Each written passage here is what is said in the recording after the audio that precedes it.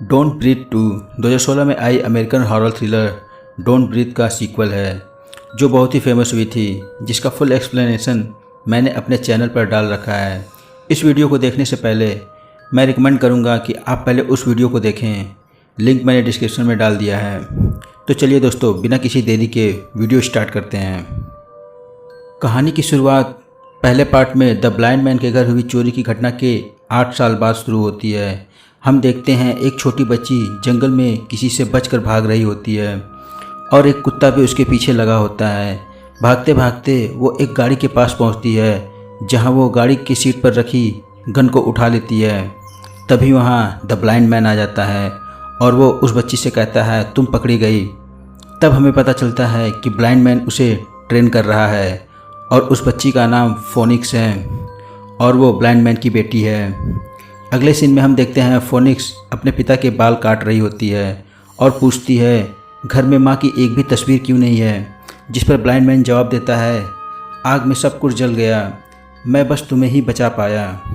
फिर वहाँ एक लड़की आती है जिसका नाम हर्नांडिस है, जो एक फार्मर आर्मी रेंजर है और नॉर्मन का एकमात्र कनेक्शन बाहरी सोसाइटी से। हर्नांडिस फोनिक्स को अपने साथ शहर ले जाने को कहती है क्योंकि आज उसके पास काफ़ी समय है, लेकिन नॉर्मन मना कर देता है। अगर आपने पहला पार्ट देखा होगा तो आपको पता होगा द ब्लाइंड मैन का नाम नॉर्मन है। हर्नांडिस कहती है, आप जानते हैं ना, आप उसके साथ गलत कर रहे हैं। दरअसल नॉर्मन फोनिक्स को अकेले कहीं जाने नहीं देता। वो बहुत ही केयरिंग है और वो बहुत डरता है क्योंकि उसने एक बार अपनी बेटी को एक कार एक्सीडेंट में खो दिया था। इसलिए वो फोनिक्स को एजुकेशन भी घर पर ही करवाता है। हर्नांडिस के कहने पर वो फोनिक्स को उसके साथ जाने देता है। रास्ते में जाते वक्त हर्नांडिस फोनिक्स से कहती है, क्या तुम अपनी माँ से मिलना चाहोगी? फोनिक्स कहती है, मेरे पिता इससे बहुत नाराज़ होंगे। हर्नांडिस कहती है, ये हमारे बीच सीक्रेट रहेगा। फिर हम देखते हैं हर्नांडिस उसे पुराने जले हुए घर पर ले जाती है, जहाँ उसकी माँ जलकर मरी होती है। फोनिक्स वहाँ एक फूल रखती है और वहाँ से चली जाती है। फिर हम देखते हैं टीवी पर एक न्यूज़ आ रही होती है, जहाँ एक आदमी की तस्वीर दिखाई जाती है और बताया जाता है कि ये मानव अंगों का अवैध तस्करी करता है। अगले सीन में हम फोनिक्स को एक पार्क में देखते हैं, जहाँ वो अपने डॉग के पास एक झूले पर बैठी कुछ बच्चों को खेलते हुए देखती है, जो वहीं पास के अनाथालय के होते हैं। फिर वो बच्चे वहाँ से चले जाते हैं।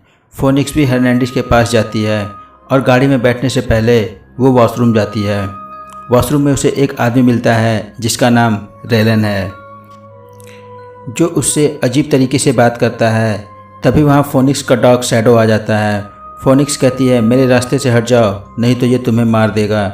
फिर वो आदमी फोनिक्स को वहाँ से जाने देता है। हर्नांडिस फोनिक्स को ड्रॉप करके वापस शहर जाती है। आगे रास्ते में एक गाड़ी खड़ी होती है। हर्नांडिस हॉर्न बजाती है, लेकिन उन पर कोई फ़र्क नहीं पड़ता। फिर वो अपनी गाड़ी से बाहर निकलकर उस गाड़ी के पास जाती है। वो देखती है गाड़ी में 2 आदमी हैं और उनमें से एक आदमी रेलन है। हर्नांडिस गन दिखाते हुए उनसे गाड़ी किनारे करने को कहती है। वो गाड़ी किनारे कर देते हैं। जब हर्नांडिस अपनी गाड़ी में आकर बैठती है, तभी एक आदमी अचानक से उसे गर्दन से कसकर पकड़ लेता है, जो वहीं पिछली सीट पर छुपा होता है। फिर वो हर्नांडिस के सिर पर हथौड़ी से वार करता है और उसे मार देता है। अगले सीन में हम देखते हैं नॉर्मन के डॉग शैडो को डिस्ट्रैक्ट करके कुछ लोग जंगल में ले जाते हैं और उसे मार देते हैं। उधर नॉर्मन अपने डॉग के लिए खाने को कुछ रखता है कि तभी वो महसूस करता है कि डॉग ने अभी तक अपना पहले का खाना भी ख़त्म नहीं किया। नॉर्मन को शक होता है ज़रूर कुछ गड़बड़ है। वो अपने डॉग को खोजने के लिए घर से बाहर जाता है। नॉर्मन के घर से बाहर निकलते ही कुछ लोग उसके घर में घुस जाते हैं। फोनिक्स घर में अकेली होती है। वो उनसे छुपकर घर में इधर उधर भागती है। उधर नॉर्मन को अपने डॉग की बॉडी मिलती है। अपने कुत्ते को मरा देख वो बहुत दुखी होता है। फिर उसे फोनिक्स की चिंता होती है। वो उसे बचाने के लिए घर की तरफ भागता है। उधर घर में फोनिक्स उन आदमियों से बचकर घर के मेन डोर की तरफ भागती है कि तभी पीछे से एक आदमी दरवाजे पर गन फायर करता है। फोनिक्स डरकर वहीं रुक जाती है। वो आदमी फोनिक्स को घर में वापस आने का इशारा करता है और खुद घर के मेन डोर की तरफ आ जाता है। तभी पीछे से नॉर्मन उस पर हमला कर देता है और फोनिक्स को बेसमेंट में जाने को कहता है। वो आदमी नॉर्मन के हाथ पर वार कर खुद को उसकी पकड़ से छुड़ा लेता है और नॉर्मन पर गोली चलाने लगता है। नॉर्मन वहाँ से भागकर गैराज में जाता है। उन लोगों में से एक आदमी फोनिक्स के पीछे बेसमेंट में जाता है और एक आदमी नॉर्मन के पीछे गैराज में। फोनिक्स बेसमेंट में रखे लोहे की अलमारी में अपने आप को लॉक कर लेती है, जिसे नॉर्मन ने खास ऐसे ही खतरे से फोनिक्स को बचाने के लिए रखा था। जो बंदा फोनिक्स के पीछे बेसमेंट में गया था वो उसे अलमारी में पाइप से पानी भरने लगता है ताकि फोनिक्स अलमारी से बाहर आ जाए। उधर दूसरा बंदा नॉर्मन के पीछे गैराज में जाता है, जिस पर नॉर्मन हमला कर देता है। तभी वहाँ तीसरा बंदा आ जाता है। वो देखता है ब्लाइंड मैन ने उसके साथी के मुंह पर सुपर ग्लू लगा दिया है, जिससे वो सांस नहीं ले पा रहा है। फिर वो एक स्क्रूड्राइवर की मदद से उसके जबड़े के पास छेद करता है ताकि वो सांस ले सके। नॉर्मन वहाँ से भागकर फोनिक्स को बचाने बेसमेंट में जाता है। बेसमेंट में वो बंदा अभी भी अलमारी में पानी भर रहा होता है। तभी उसे दरवाजे खुलने की आवाज़ आती है। वो चौकन्ना हो जाता है और अपनी गन निकाल लेता है। नॉर्मन एक एलपीजी सिलेंडर उसकी तरफ फेंकता है, जिससे वो बंदा अपनी गन अंदर रख लेता है, क्योंकि उसे पता है अगर गोली चलाई तो वो खुद भी मारा जाएगा। नॉर्मन उसके सामने आता है। उन दोनों के बीच लड़ाई होती है, जिसमें नॉर्मन काफ़ी घायल हो जाता है। वो एक लोहे की आड़ लेता हुआ बिजली का तार को शॉर्ट सर्किट करता है, जिससे वहाँ आग लग जाती है और वो बंदा मारा जाता है। उधर अलमारी में पानी पूरा भर गया होता है। नॉर्मन उस अलमारी को नीचे गिरा देता है, जिससे सारा पानी बाहर निकल जाए, और अलमारी खोलकर फोनिक्स को बाहर निकालता है। फोनिक्स होश में आ जाती है। फिर वो दोनों बेसमेंट से निकल जाते हैं। बेसमेंट से निकलकर वो गार्डन में छुप जाते हैं, जहाँ वो सारे बंदे उन्हें घेर लेते हैं। नॉर्मन उन पर हमला करता है, लेकिन वो सारे नॉर्मन को बहुत बुरी तरह से मारते हैं और फोनिक्स को पकड़ लेते हैं। वो नॉर्मन को गोली मारने वाले होते हैं, लेकिन फोनिक्स उन्हें ऐसा नहीं करने देती। उन बंदों में से एक बंदा, जिसका नाम रेलन है, वो गैंग का लीडर है। वो फोनिक्स को बताता है कैसे उसके घर में आग लग गई और हम समझते थे कि तुम मारी गई, लेकिन बूढ़ा आदमी तुम्हें अपने साथ ले गया। दरअसल रेलन को तब पता चलता है कि उसकी बेटी जिंदा है जब वो अपने पुराने जले हुए घर में फूल रखने जाती है। फिर वो नॉर्मन को मारने जाते हैं। तभी वो उन सबको धक्का मारकर वहाँ से भागकर छुप जाता है। रेलन और उसकी गैंग नॉर्मन के पीछे जाती है और एक बंदा फोनिक्स को अपने साथ ले जाता है। फोनिक्स एक नुकीले हथियार से उसके पैर पर वार कर देती है। वो फोनिक्स पर बहुत गुस्सा होता है और उसे मारने जाता है कि तभी नॉर्मन पीछे से उस पर हमला कर देता है और फोनिक्स को अपने साथ ले जाता है। तभी रेलन वहाँ आ जाता है। वो अपने आदमी की बॉडी देखता है। फिर वो अपने कुत्ते को नॉर्मन के पीछे लगा देता है। नॉर्मन कुत्ते को आता देख फोनिक्स को भागने को कहता है और ख़ुद कुत्ते से निपटता है। नॉर्मन को कुत्ते से बहुत लगाव होता है, इसलिए वो उसे मारता नहीं, बस उसे एक घर के एक कोने में ट्रैप कर देता है। उधर फोनिक्स घर की खिड़की से बाहर निकलकर भागती है, लेकिन रेलन का एक आदमी उसे पकड़ लेता है। रेलन भी वहाँ आ जाता है और फोनिक्स को कार में बैठाकर घर को जलाने जाता है, लेकिन दूसरा बंदा रेलन को रोकता है। वो कहता है अंदर तुम्हारा डॉग है। रेलन कहता है वो मर चुका होगा। फिर वो घर को आग लगा देते हैं।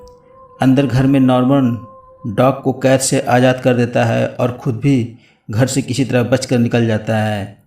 अगले सीन में हम फोनिक्स को एक घर में देखते हैं जहाँ रेलन भी होता है, जहाँ वो अपने बारे में बताता है कि वो उसका पिता है और उसे उसकी माँ के बारे में भी बताता है। फिर फोनिक्स नॉर्मन के बारे में उससे पूछती है, जिसके जवाब में रेलन कहता है जो उसके साथ होना चाहिए था वही हुआ। फिर फोनिक्स वहाँ से जाने को कहती है। रेलन उसे जाने देता है। फोनिक्स जा रही होती है कि तभी वो अपनी माँ से मिलती है। वो दोनों आपस में कुछ बातें करते हैं। तभी वहाँ रेलन भी आ जाता है। बात करते करते अचानक उसकी माँ के मुंह से खून आने लगता है। फोनिक्स पूछती है क्या आप बीमार हैं? वो जवाब देती है हाँ मैं मर रही हूँ, लेकिन तुम मुझे बचा सकती हो। मुझे एक दिल की ज़रूरत है क्योंकि मेरा दिल ख़राब हो चुका है। तब हमें पता चलता है कि आखिर में फोनिक्स के पीछे ये लोग क्यों पड़े हैं। फिर रेलन फोनिक्स को पीने के लिए जूस देता है, जिसमें वो कुछ मिला देता है। फोनिक्स उसे पीकर बेहोश हो जाती है। उधर नॉर्मन अपने घर से कुछ दूरी पर खड़ी हर्नांडिस की गाड़ी के पास जाता है। वो देखता है उन लोगों ने हर्नांडिस को भी मार दिया है। वो बहुत दुखी होता है। फिर वो हर्नांडिस की गाड़ी में रखे कुछ हथियारों को लेता है और रेलन के डॉग की मदद से उनके पीछे जाता है। इधर रेलन फोनिक्स को ऑपरेशन थिएटर में ले जाता है, जहां वो ऑपरेशन की तैयारी करते हैं। और जैसे ही सर्जरी कट करने जाते हैं कि अचानक लाइट चली जाती है।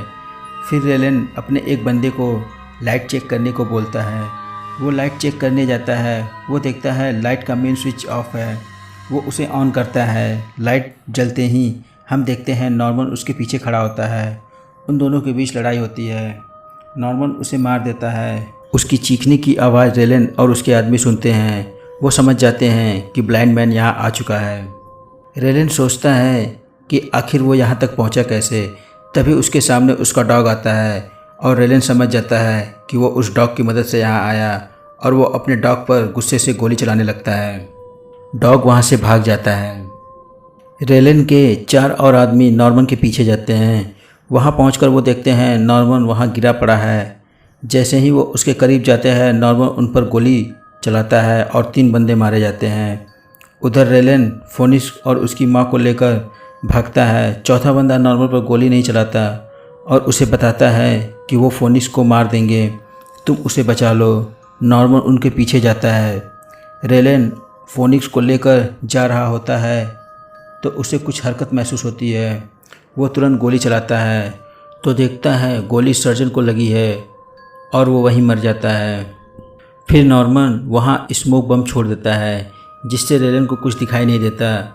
नॉर्मन उस पर वार करता है। जवाब में रेलन भी उस पर अंधाधुंध गोली चलाता है, जिससे एक गोली उसकी वाइफ को लग जाती है और वो भी मर जाती है। फोनिक्स एक हैंडकफ से उससे बंधी होती है। मरने के बाद उसकी माँ जिस व्हील चेयर पर होती है वो पास ही खाली स्विमिंग पूल में लुढ़कने लगती है। साथ ही फोनिक्स भी जाने लगती है। फिर वो एक धारदार हथियार से उसका हाथ काटकर अपने आप को उससे अलग करने लगती है। फोनिक्स अपना हाथ छुड़ा लेती है, लेकिन वो उसके साथ उस पूल में गिर जाती है। उधर रेलन का डॉग उस पर हमला कर देता है। रेलन उसे झटक देता है और एक कमरे में बंद कर देता है। फिर वो जैसे घूमता है नॉर्मन उस पर हमला कर देता है और उसकी दोनों आंखें फोड़ देता है। फिर वो फोनिक्स के पास जाता है। नॉर्मन फोनिक्स से कुछ बातें करता है। वो कहता है मैं बहुत बुरा हूँ और बहुत कुछ कहता है। तभी अचानक रेलन पीछे से उस पर चाकू से हमला कर देता है। वो नॉर्मन के गले पर चाकू फेरने वाला ही होता है कि फोनिक्स रेलन पर पीछे से हमला कर देती है और रेलन मर जाता है। फिर फोनिक्स वहाँ से चली जाती है। वो उन्हीं बच्चों के पास अनाथालय में चली जाती है जिनसे वो पार्क में मिली होती है और मूवी वहीं ख़त्म हो जाती है। दोस्तों, अगर वीडियो अच्छी लगी हो तो लाइक करें, कमेंट करें और चैनल को सब्सक्राइब करें। मिलते हैं अगले वीडियो में। जय हिंद दोस्तों।